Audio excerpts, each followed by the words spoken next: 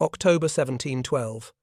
Now, if you know anything about Port Royal, Jamaica, you know that by this time it had been rebuilt on the ruins of its earthquake-shattered predecessor. And let me tell you, it was absolutely teeming with pirates. I mean the greatest concentration of sea wolves since the days of Henry Morgan himself. Picture it. Every tavern packed, every dock lined with vessels flying colours that would make any legitimate navy captain reach for his sword. This was the golden age hanging on by its fingernails, and everyone knew it. Into this den of cutthroats sails a man named Captain Elias Thorne. He's 38 years old, which in pirate years means he's practically ancient. Most of these fellows don't make it past 30.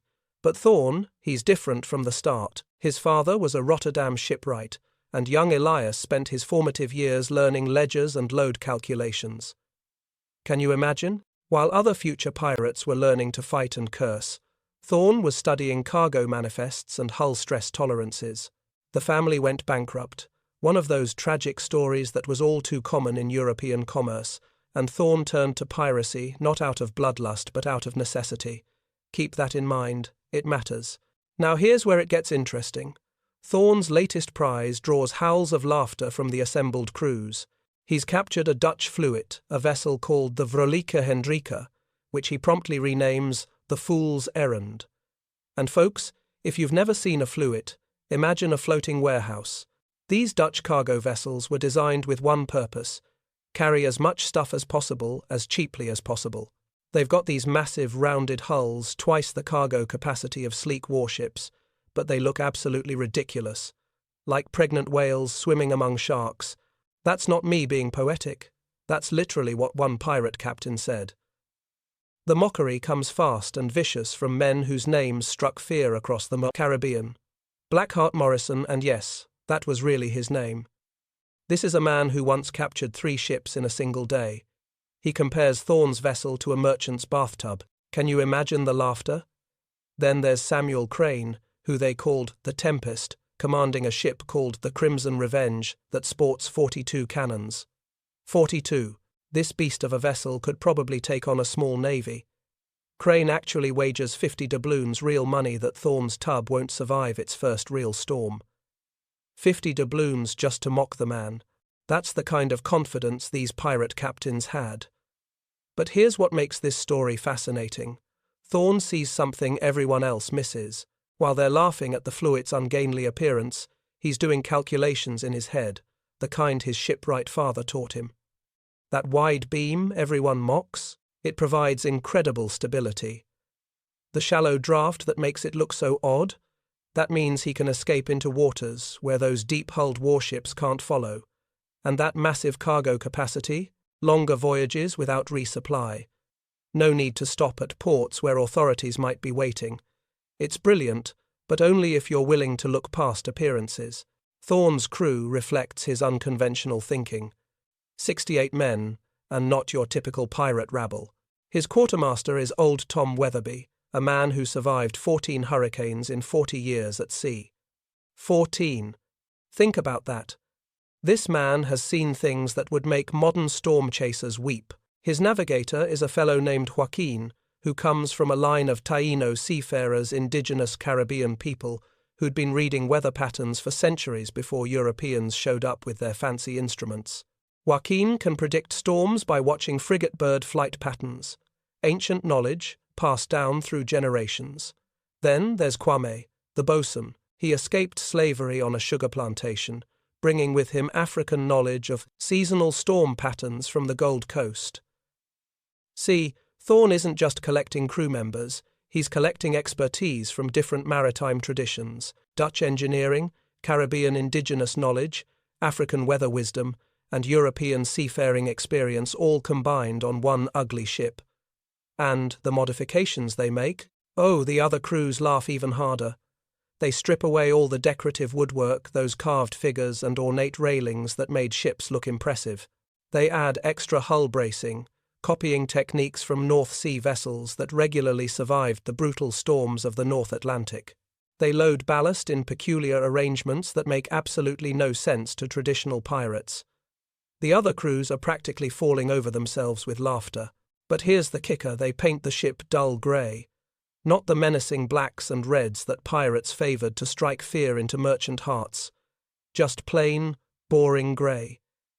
They remove the figurehead entirely, and in the space where cannons should go, because remember, this is supposed to be a pirate ship, they install extra pumps.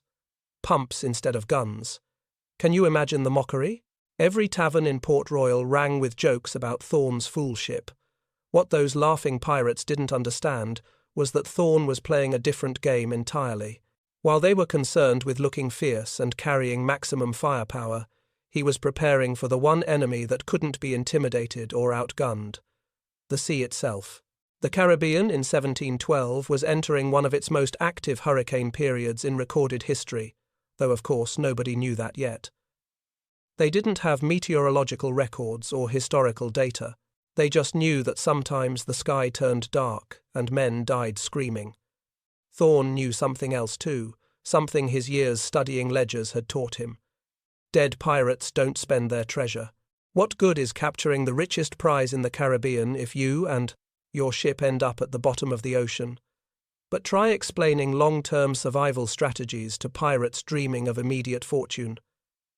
Try telling men who live for today that tomorrow might matter. So there sits the fool's errand in Port Royal Harbour, grey and ungainly, stripped of decoration, bristling with pumps instead of cannons, crewed by men who could read weather in bird flights and cloud patterns. The other captains drink and gamble and plan their next raids, secure in the knowledge that their fast, heavily armed vessels make them masters of the Caribbean. They have no idea what's coming. The news arrives in late October through Spanish deserters, and let me tell you, when Spanish deserters are willing to risk execution by talking to pirates, you know the information is valuable. The largest treasure fleet in 15 years is preparing to sail from Veracruz to Seville. Now, pause for a moment and consider what that means. 15 years of accumulated wealth. We're talking about 22 galleons, carrying 800,000 pieces of eight. That's not a number you can really wrap your head around without context. So let me help you. 800,000 pieces of eight would be worth roughly $80 million in today's money, and that's just the silver coins. We're also talking about Aztec gold from newly discovered temples, emeralds from Colombia, and pearls from Venezuela. This is the kind of prize that makes men abandon all reason. The fleet represents 2 years of accumulated wealth, delayed by the War of Spanish Succession that has European navies fighting from the Caribbean to the Mediterranean. Spain couldn't afford to send adequate escorts because their warships were too busy fighting the French, the British, the Dutch. Everyone was at everyone's throat, so the treasure just piled up in Veracruz, waiting, growing, becoming more irresistible with each passing month. Every pirate captain from Charleston to Trinidad hears the news, within days. The Caribbean Pirate Network, folks, worked better than most official postal services. They converge on Dead Man's Cay, this hidden anchorage about 30 miles south of Cuba where alliances form and betrayals are planned. If you've ever wondered where pirates actually met to coordinate their operations, this was it. Not some romantic island paradise, but a mosquito-infested hellhole with water that tasted like sulfur and heat that made men hallucinate. But it had a deep harbor that couldn't be seen from the main shipping lanes, and that made it worth every miserable moment. The War Council convenes in the ruins of an old Spanish fort that the elements had been slowly reclaiming for decades. 23 pirate captains gather, and let me paint this picture for you. These aren't the romanticized pirates of adventure novels. These are hard men who've survived by being harder than everyone else. They argue over strategy with the same intensity that generals plan continental campaigns, because in a way, that's exactly what this is. The fleet they assemble represents the greatest concentration of pirate power ever gathered, and I want you to really think about that. Over 2,000 men, 380 cannons, ships stolen from 5 different navies, each one a testament to some past victory. Blackheart Morrison commands the vanguard with his black-hulled Devil's Daughter 17 cannons on each side, crew of 200. Samuel the Tempest, Crane takes the main battle line with 8 heavily armed vessels. These aren't just ships, they're floating fortresses. Lesser captains jostle for positions that promise the most prize money, because pirates operated on a share system. Your position in the attack formation literally determined how wealthy you'd become. Men have killed friends over less. Thorne accepts relegation to the supply convoy without complaint. The supply convoy. That's where you put the weakest ships, the ones you don't trust in actual combat. It's an insult, and everyone knows it. His crew seethes at the humiliation. These are proud men who've survived their own battles, and now they're being treated like they're hauling water barrels while the real pirates do the fighting. But Thorne just nods and accepts the assignment. Some captains mutter that he's lost his nerve. Others say he never had it to begin with. But old Tom Weatherby notices something. Remember him? 14 hurricanes in 40 years. This man has forgotten more about Caribbean weather than most sailors ever learn. He's got a glass barometer, not some cheap piece of equipment, but a precision instrument that Thorne purchased from a bankrupt merchant in Charleston. And that barometer is showing pressure dropping faster than Tom has ever seen. I mean plummeting. The kind of drop that makes experienced sailors start praying to gods they don't believe in. Joaquin reports that every pelican and frigate bird has vanished inland. Now, you might think that's just birds being birds, but Joaquin's grandfather told him stories passed down through generations of Taino seafarers about what happens when the seabirds flee. According to those stories, it only happens before the storms that erase islands. Not damage them. Erase them. Make them disappear from maps. And Joaquin has never, in his 37 years of Caribbean sailing, seen the birds act like this. Kwame shares stories from his grandmother, who survived the Gold Coast's worst typhoon. She told him about the peculiar green tinge that appears in the sunset before the truly catastrophic storms, the kind that change coastlines. And that night, as the sun sets over Dead Man's Cay, Kwame sees it, that exact greenish cast to the clouds that his grandmother described with fear in her voice even 50 years after the event. So while other crews drink rum and dream of Spanish gold, while they celebrate their coming victory and argue over how they'll spend their shares, Thorne's men work. They secure everything movable, and I mean everything.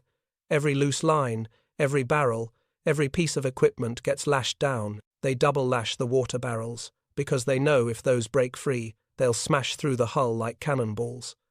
They prepare emergency canvas backup sails already cut and ready to deploy, and they practice storm protocols by lamplight.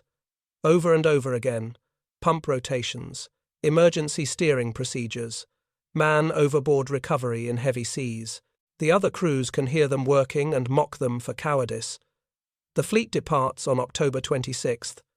It's a sight to behold, honestly. Imagine 23 pirate vessels spreading across 15 miles of ocean to ensure no Spanish ship can escape their net. The logistics alone are impressive. They've worked out signal flags, coordinated timing, attack formations that would make naval tacticians nod in approval. This is the pirate equivalent of D-Day, and everyone knows it. The morning starts perfectly. Steady 15-knot winds from the east, ideal sailing weather. Clear skies stretching to every horizon. Calm seas that promise easy hunting. The kind of day that makes you believe in destiny. By noon, the forward scouts spot the Spanish treasure fleet, and signal flags relay the glorious news back through the pirate line. Only 12 warships guard the 22 treasure galleons. The pirates outnumber their escorts 2-1. Even accounting for the Spanish ships being purpose-built warships with more guns and more experienced crews, the math favors the pirates overwhelmingly. Victory seems not just possible but certain. Inevitable. Men start making plans for their share before the first shot is fired. But Thorne notices something everyone else ignores in their gold fever. The Spanish ships aren't running from the pirates. They're heading southeast at maximum speed, every scrap of canvas up. Crews clearly exhausted from days of hard sailing. And here's the thing that should have made everyone stop and think. The Spanish are sailing away from safety. They're not running toward Havana or any friendly port. They're heading out into the open Atlantic as if fleeing something worse than pirates. Thorne stands on the deck of the Fool's Errand, watching through his spyglass as two fleets converge on a collision course, and he realizes that the Spanish know something that the pirates, blinded by greed, cannot see. 4 in the afternoon on October 27th. Remember that date, because it marks one of the most catastrophic maritime disasters in Caribbean history that almost nobody knows about. The sky turns the color of a fresh bruise, this deep purple-black that makes experienced sailors check their weapons, because if they're going down, they want it to be quick. Then something happens that's almost worse than the storm itself. The wind dies completely. Now, if you've never been on the ocean when this happens, let me tell you it's terrifying. The wind just stops, dead calm. 8,000 men floating on vessels that suddenly feel very, very small. The sea becomes glass, perfectly flat, reflecting that bruised sky like a mirror. It's eerie, unnatural, the kind of silence that makes you hear your own heartbeat pounding in your ears. Some men start praying. Others just stare at the horizon with the look of people who've realized they've made a terrible mistake. Then the horizon disappears. Not gradually, like a normal storm rolling in. It just vanishes behind a wall of darkness that rises from the water to the heavens. One moment you can see the curve of the earth. The next, there's just this black wall advancing toward you. Modern meteorologists would tell you this is a Category 5 hurricane with sustained winds exceeding 140 miles per hour. But the pirates of 1712 don't have categories or meteorologists. They just have terror and whatever gods they pray to in moments like this. The hurricane strikes, and it transforms the sea into something from mythology. Liquid mountains 70 feet high, and I need you to really picture that. 70 feet. That's a 7-story building of water, except it's moving, crashing, trying to kill you. The wind doesn't just blow, it screams. It sounds like 10,000 demons, which is what several survivors literally wrote in their accounts. In the first hour alone, 5 pirate vessels simply vanish. Not sink, vanish. One moment they're there, struggling against the waves. The next, there's nothing. Just scattered planks and screaming men who get swallowed by the sea within seconds. The pride of the pirate fleet discovers that everything that made them superior in combat makes them death traps in a hurricane. Morrison's Devil's Daughter, with its tall masts designed to carry maximum sail and catch every breath of wind, those same masts now act like levers trying to flip the ship over. And those 34 cannons? Each one weighs between 2,000 and 3,000 pounds. When the ship rolls, and it rolls violently, those guns break loose from their restraints. Imagine 3,000-pound battering rams crashing through your ship from the inside. That's exactly what happens. The cannons smash through the hull like it's made of paper. The Devil's Daughter literally splits lengthwise, just comes apart, spilling 200 men into the boiling sea. Morrison, the man who captured 3 ships in a single day, who laughed at Thorne's merchant bathtub, drowns, screaming for a god he never believed in. Samuel the Tempest Crane and his magnificent Crimson Revenge meet an even worse fate. That ship was built for speed, narrow beam, deep keel, designed to slice through water like a knife. Beautiful in calm seas, absolutely fatal in a hurricane. A single wave catches it broadside, just one wave, and the ship capsizes, rolls completely over. 150 men trapped below, decks, clawing at hatches that won't open because the water pressure is too great. They drown in darkness, in their own ship, which becomes their coffin. Crane himself gets tangled in rigging and goes down with the vessel. The man who wagered 50 doubloons that Thorne's ship wouldn't survive a storm doesn't live to collect or pay that bet. The Bloody Fortune, the Hellfire Queen, Satan's Whisper. These names that struck fear into merchant captains from Barbados to Charleston, they all succumb within 3 hours. Their captains' final screams get lost in winds that literally sound like the end of the world. Ships that survived naval battles, that outmaneuvered warships, that captured dozens of prizes, they disintegrate like toys in a child's tantrum. But the Fool's Errand, that ugly grey warehouse that everyone mocked, it reveals its hidden genius. That wide fluid hull that looked so ungainly it rides up those mountainous waves instead of trying to pierce through them. It's like the difference between a cork and a nail. The sleek pirate ships try to cut through the waves and get destroyed. The Fool's Errand bobs like a cork, going with the ocean instead of fighting it. The reduced weight from removing all those decorations everyone laughed about? That prevents the top heaviness that capsizes the other ships. Every pound of carved wood, every decorative railing that Thorn stripped away that was weight high up on the ship, weight that would have made it flip over. Those extra pumps installed where cannons should go, they keep pace with water flooding through every seam. And folks, in a hurricane, your ship is going to leak. That's just physics. The question is whether you can pump the water out faster than it comes in. The fool's errand can. The other ships, bristling with cannons, can't. The ugly grey paint that made everyone laugh? In the supernatural darkness of the hurricane, when lightning illuminates the chaos for split seconds, that grey paint makes the ship visible. Crew members who get washed overboard can see the ship to swim toward. Darker ships become invisible ghosts that men can't find even when they're 10 feet away. But the most remarkable feature is that peculiar ballast arrangement old Tom and Kwame designed lead ingots secured in the deepest hold, plus water barrels lashed throughout the ship at different levels.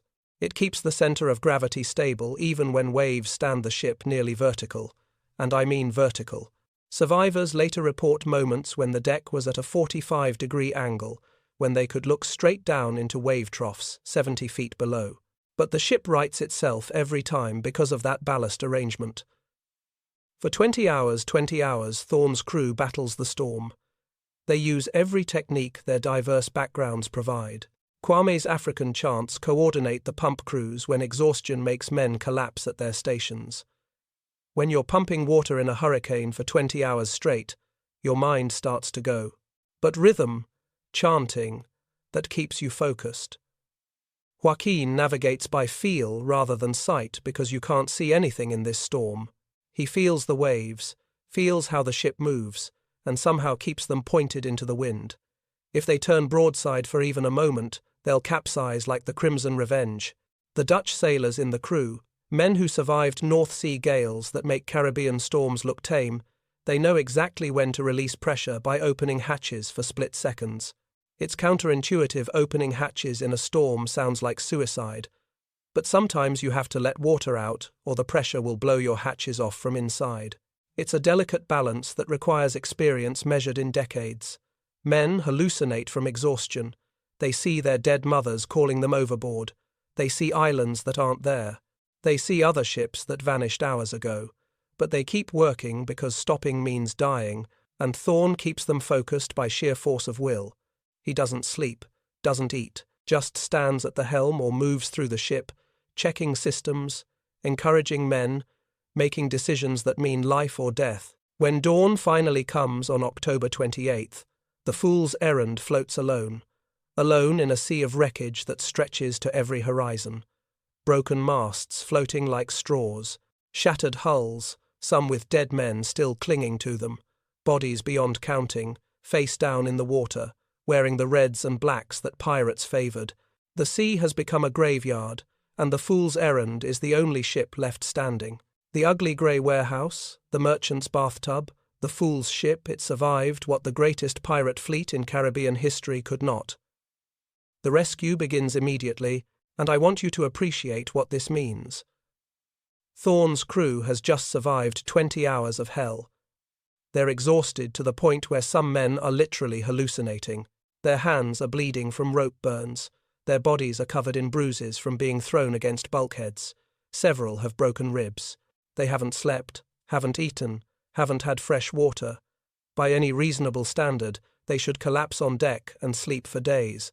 Instead, Thorn orders boats launched to search for survivors clinging to debris. Some of his own crew protests not out of cruelty, but out of exhaustion and self-preservation. They're in no condition to conduct rescue operations. But Thorn insists, and here's why this matters.